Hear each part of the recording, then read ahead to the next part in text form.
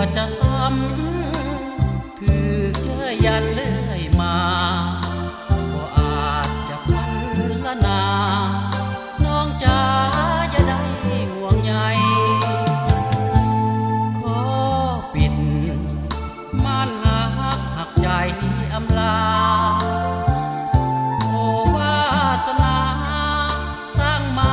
นั้นน้อยเต็มที่ขอปิดม่านพักสลักในดวงฤดี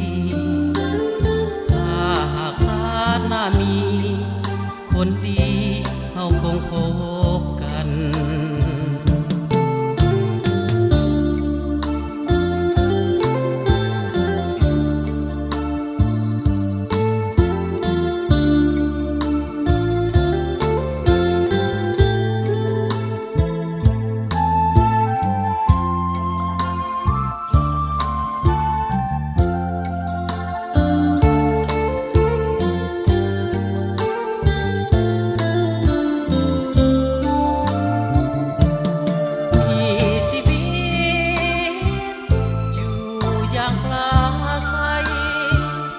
เก็บปวดเพียงใดไอ้ก็ทนได้ดอกนาดีกว่าจะซ้ำถือเชื่อยันเลื่อยมาก็อาจจะพันละนาน้องจ๋าจะได้ห่วงใยขอปิด